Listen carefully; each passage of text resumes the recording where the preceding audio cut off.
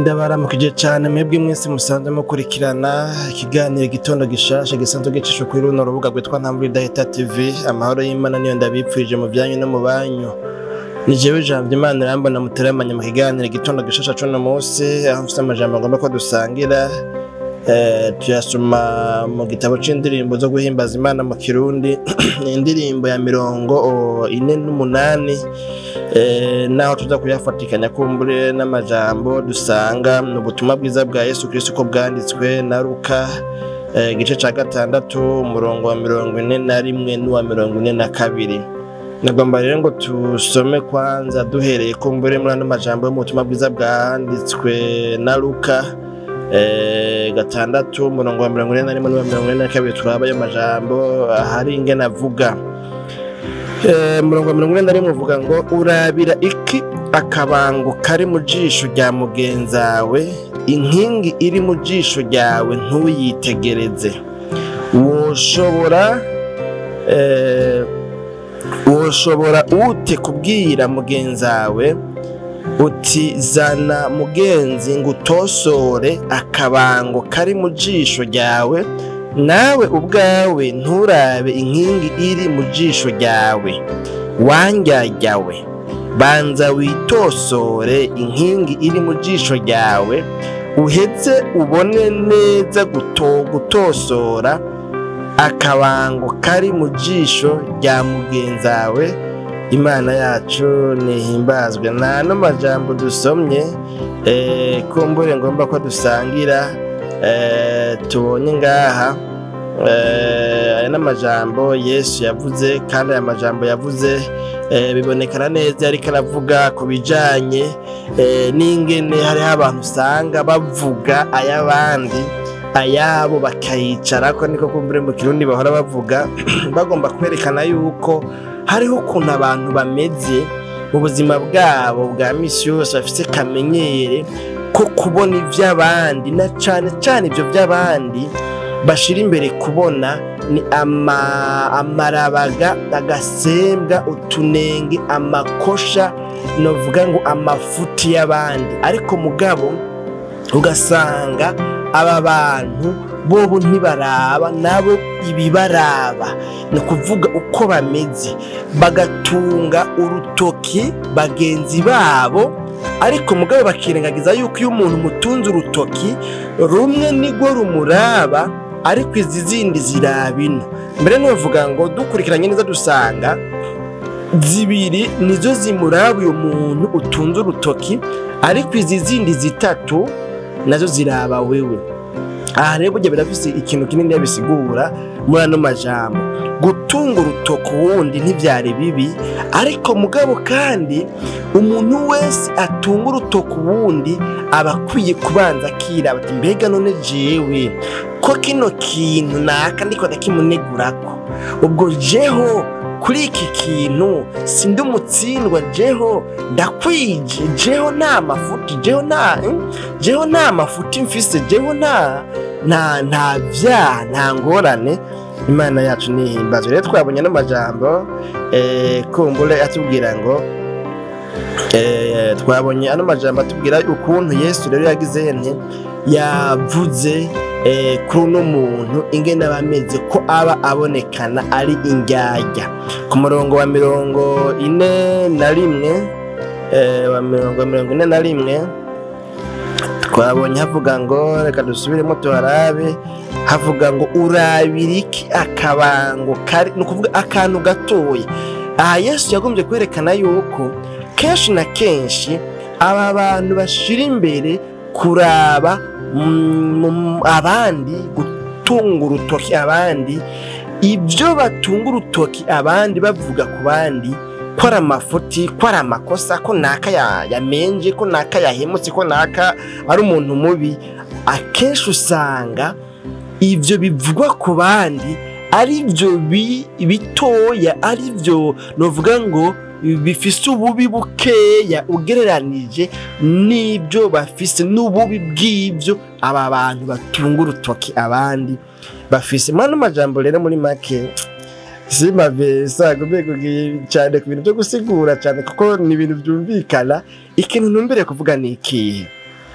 mbere kuvuga yuko abantu iyo ngeso bayifise, abigisha, abasiguzi, abavuga ubutumwa, abakoresha ibiganiro nk'ibi byo guhanurana, byo kuvuga ijambo ry'Imana hariya mu masengero, iyo ngeso ko nabo usanga bayifise. Ugasanga umuntu handi bavuga ngo ubusya ubundi buroroha, ugasanga umuntu ashira imbere kubwira abandi, bikamworohera kubwira abandi ngo bahinduke, bakizwe, bahebe ivyaha, bareke insaku, bareke ububeshi, bareke ubusambanyi, bareke ubusuma, bareke ibi by'ibiturire, bareke kurenganya abandi, bareke kuvuga abandi nabi. Ariko uyu muntu nawe ugasanga ukurikiranye intahe yo mu kibano ciwe, ugasanga uyu muntu ntashoboka. Bya bindi abantu bavuga ngo uyu muntu ni inshoboka, ukabasanga uyu muntu nawe ntashoboka, ni intagondwa. Ndari kuvuga ngo intagondwa yo kwa Osama Ben Laden. Ariko mugabo siko byari bikwiye kumera. Jewe naho kumbure ngira ngo nandi mwashikiriza ibiganiro nk'ibi byo guhanurana, byo kubwirana ijambo ry'Imana riraha canke riri n'ahandi, ariko sindigera numva ngeze ahantu nakwiye kugira autocritique ngo ni critique nanje ngo ndabe yuko mu by'ukuri ibi bintu shira imbere kubwira abandi nanje nakwiye kwihana, nakwiye kwikosora, nakwiye nanje kwikubita gashi ngo nikebuke ndabe yuko ibi bintu mbwira abandi, ibi bintu ndemereza abandi yuko nanje hatari ibyo nkwiye kwikosoramwo. Imana yacu nidutabare, Imana yacu nidufashe bene data bakunzi ba kino kiganiro igitondo gishasha.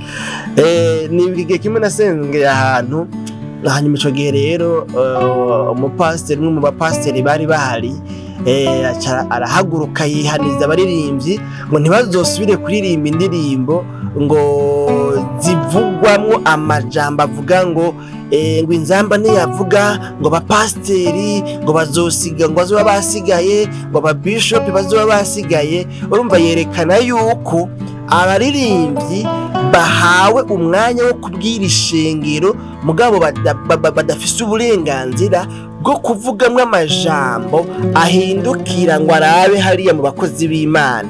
Ni nkaho mu yandi majambo yavuga ngo mwebwe ibyo kwigisha abakozi b'Imana, ibyo kuvuga amajambo aduhanura ntibibaraba, twebwe ibyo turabirengeye. Mu yandi majambo mwebwe ntimukwiye kugirana kutuvuga ko. Ariko mugabo kandi nimba hatabayemo kubavuga mu buryo butabaha agateka, mu buryo butabubahiriza, niyumvira yuko tumaze kuraba ibyo twabonye mu buzima bwa misi yose hirya no hino, hari abitwaye amazina nabo nyine badashoboka, hari abitwaye amazina ari intagondwa, hari abitwaye amazina bama binjiye impimba, n'uyu mwanya tuvugana hari uriyo, hari abitwaye amazina y'ubupasitori, y'ububishopu, nabo nyene bigora bagakora ibyaha nk'abandi bose. Rero urumva kuririmba ijambo, indirimbo zirimo ubutumwa bwiza buvuga ko hari abapasitori bazosigara batazoja mu ijuru kandi barasigura,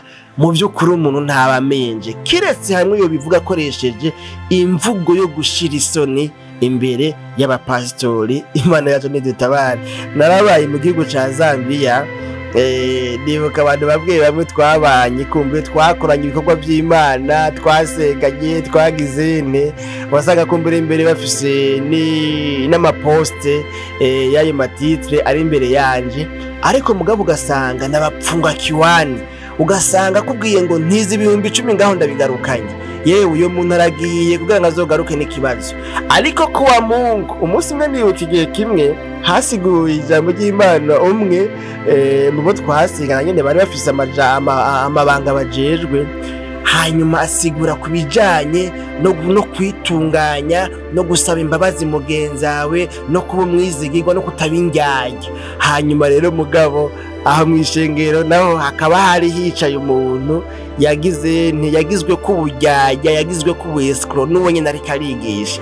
Dusohotse rero dutanye nyamwene data aca agenda arambwira ngo ariko vraiment ngo bigenda gute ngo abantu bitwa abakozi b'Imana bubahuke bahagarara ahantu nkahajya asigura amajambo aziko amutsinda mbere mubo ariko arayabwira asanzwe abona ko harimo umuntu nawe ivyo bintu yabikoreye kandi yicaye mw'ishengero mugabo akubahuka bigakunda karonka inguvu zo gusigura ngo abantu babesha, abantu bakaryamyenda batishura amadeni, abantu baba escrow, abantu badasaba imbabazi, abantu badaca bugufi, ivyo bintu Imana ntivyemera, ivyo bintu kwiye kuvyihana. Ibintu nyene nk'ivyo bigenda gute? Imana yacu nidutabare. Bene data bakozi ba kino kiganiro igitondo gishasha cuno musi, none rero tugomba dave dusozera, ariko mugabo ndiko ndavuga yuko nabonye abantu amatitre bitwa ataco apfana n'ingeso zabo, ibikorwa bakora hariya mw'ishengero, hariya muri ya maposte bajejwe, usanga intahe iri muri bijya idahuye n'intahe y'ubuzima bwabo bwa misi yose. Ivyo sino bitebako twama twavyumvise. Hariho abandi imbere bahora bakoresha imvugo zikomakomeye zo kubakritika, zo kubapinga, mwama mwabonye kuri zino mbuga ngurukana bumenyi. Ariko mugabo jewe muri no mvugo y'urupfasoni, muri no mvugo novuga ngo imvugo irimo inderoruntu, ntumbereye kuvuga iki? Ntumbereye kuvuga ngo wewe ubwira abandi ngo bihanure, wewe ubwira abandi ngo bahinduke, wewe wama utunga urutoki abandi, wewe mu rupangu wamubwira abandi yuko naka n'umunyamakosa naka, wewe umengo uri rutomora ngingo. Ari radio yigeze ko yitwa rutomora ngingo. Wewe umengo uri radio munwa, ukwiye kubanza kuraba imbere yuko uvuga abandi, imbere yuko uvuga amafuti abandi bafise. Mbega wewe nta mafuti ufise? Wewe nta makosa ufise? Mbega wewe uri ntungane? Mbega wewe nta kintu ufise nawe wobanza ukikebuka, wobanza ukikosora, wobanza ugahindukako? Mbega by'ukuri uri mu bantu baharanira guhinduka ku mafuti bafise, cyangwa uri mu bantu baharanira kuvuga amafuti y'abandi gusa? Uri mu bantu baharanira kwerekana ubwambure bw'abandi, baharanira kumaramaza abandi, baharanira gushyira ku karubanda abandi, ariko wewe nawe ufise nawe ibyo gushira ku karubanda bagashira habona bakavuga ngo naka nawe ivyiwe bimeze kunuko. Sinzi birashoboka ukaba uri mu bikorwa nk'ibi ndiko ndakora byo kubwira abandi, byo guhanura abandi, ariko mugabo ijambo ry'Imana ridukeburiye, riduhanuriye ko imbere yuko tubwira abandi nako dukwiye kubanza kwiraba, imbere yuko dutosora abandi icyo twita ngo ni ibanga, inkingi, akantu kari mu jisho rya mugenzi wacu. Tubanze turabe ko atakintu cingiga kininiya kiri mu jisho rya mugenzi wacu, kuko iri jisho tugomba gukoresha mu kumutosora naryo duhava dusanga ritabona, duhava dusanga ryarahumijwe, ryarahumye kubw'amafuti dufise. Imana yacu nidutabare. Bene data bakunzi ba kino kiganiro igitondo gishasha, reka dusome amajambo muri ya ndirimbo. Sanze navuze amajambo menshi rero, kandi ibyo bintu rero ntivyari bike kuza birangora, gusa ko navuze amajambo menshi. Reka ndabasomera ino ndirimbo amaduce dusenga Imana.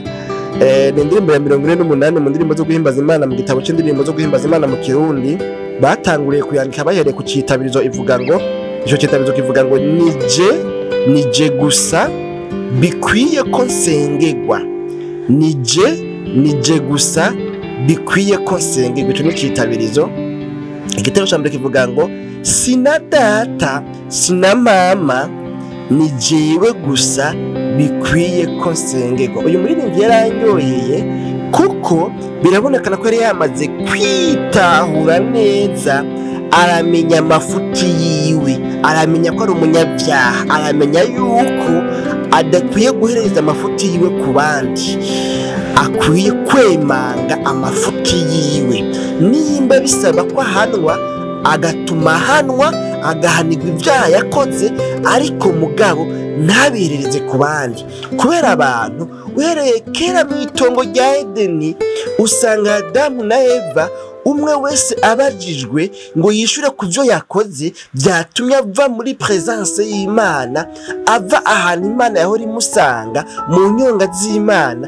Umwe wese usanga yaherereje amafuti ku wundi, kugeza igihe ata muntu n'umwe muri bo yemeye ngo nacumuye, nakoze ibyo wambujije gukora, Mana mbabarira, nagiye kwinyegeza kubera yuko nzi ko nacumuye, mbere nsigaye ndi gusa.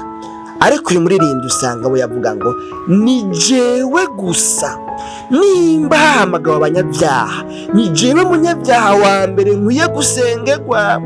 Nimba bavuze abantu b'abanyarusaku, ni jewe munyarusaku wa mbere. Mana sinanaka, sibanaka turirimbana, sibanaka dusengana, sibari yabanamba, ariko ni jewe.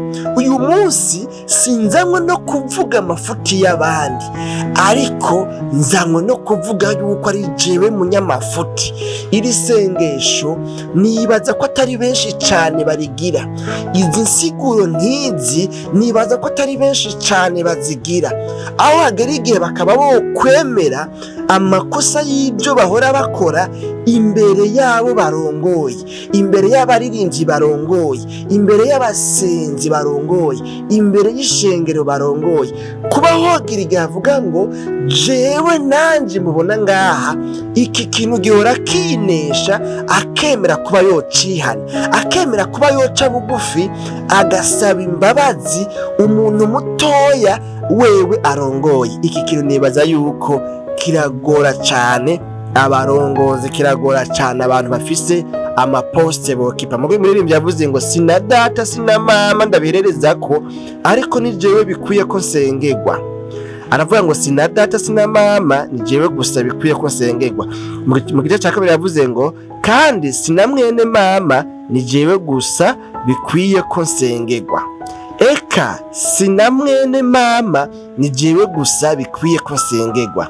Mu gitero cya gatatu yavuze ngo kandi sabo mu muryango, ni jewe gusa bikwiye ko nsengerwa. Eka mbere sabo mu muryango, ni jewe gusa bikwiye ko nsengerwa. Igitero cya kane cyo cyanyuma yavuze ngo kandi sabo tuzinanye, ni jewe gusa bikwiye ko nsengerwa. Eka sabo tuzinanye, ni jewe gusa bikwiye ko nsengerwa. Imana yacu ni dutabare. Bene data bakunze ba kino kiganiro gitondo gishasha, tugomba dusenga Imana. Rero nta n'amajambo nayo imbere kuvuga ngo umuntu wese yirabe. Birashoboka yuko uri mu bikorwa bora biba ngombwa ko muri kurabwira abandi ibyo bokosora. Uri mboneza, uri umurongozi, ufise igikorwa urongoye, ufise ibikorwa urongoye, ariko mugabo ugasanga uyu mwanya wo kwikritika, wo kwiyevaliwa, wo kuraba yuko nawe ibyo utsindisha abandi, ibyo ubwira abandi ngo bihane, yuko nawe bitoba bigutsinda, bitoba bikuganza, nawe utobura imbohe yabyo. Ego ni koko ntibyoroshe kugenda kuvyemera imbere y'abantu, ariko mugabo wowe hagati yawe n'Imana uhora ufata umwanya, ugafata umwanya wo guca bugufi, ukabwira Imana intege nke zawe, ibihora bikunesha, ibihora bigutsinda. Nawe amafuta ufise uhora ufata umwanya wo kuyihana. Hari umuntu mu muryango ubu ntakiriho bivanye n'ibyo bamwagiriza. Umunsi umwe rero umuntu no mu muryango akako turaganira cyarambira ngo burya naka ngo akiriho, ngo wamenye ngo arafise ahandi hantu Imana bahurira, ngo wamenye Imana ngo arafise ikibanza bahuriramo ngira ngo mu kabare cyangwa mu muhira, ngo aza kuyibwira amafuti yiwiwe. Ngo kuvuga ngo yarakora amafuti, yareye yumva ibyaha yakora, amafuti yiwe ntiyayemera, ntiyihana, ntiyaca bugufi, ntiyagomba izosi. Uyo muntu wamengo naho asenga uyo muntu wamenga Imana arafise ahandi hantu baza kubyuzuriza, ariko mugabo wamengo ntaco bimaze kwiyuzuza n'abantu gusaba imbabazi umuntu yamucumuyeko. Imana yacu nidutabare. Birashoboka ko uri umurongozi ameze gutyo, birashoboka yuko urongoye korali umeze gutyo, birashoboka yuko urongoye famiye muri eglise wanyu. Hari amafamiye mu maeglise atandukanye bivanye n'ingene system itunganijwe. Birashoboka yuko urongoye famiye muri eglise wanyu, birashoboka yuko urongoye umugwi w'abakenyezi w'abashinga ntahe w'ugwaruka umeze gutyo, ariko mugabo siko byari bikwiye kumera, ko wama utegura ukandika no ku rupapuro ibyo ukosora abandi, ariko ntiwigere ufata umwanya nawe ngo urabe ibyo ukwiye kwikosora.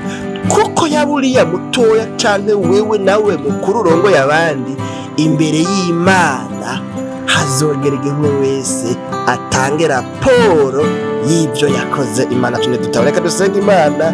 Umwanya uri kuratujana kumbure ntibabidusanga dutwara umwanya muremure, ariko mugana n'amajambo n'abahigwe abantu nabo bitunga urutoki bakanesha ico kintu cyo kwikakisha cyo kubona ko mengo n'abantu bahambaye, bakitunga urutoki bakabwira Imana ati Imana nandi ndafise amakosa no musi banaka, ariko no musi ndamwe no kuvuga yuko ari je umunyamafuti.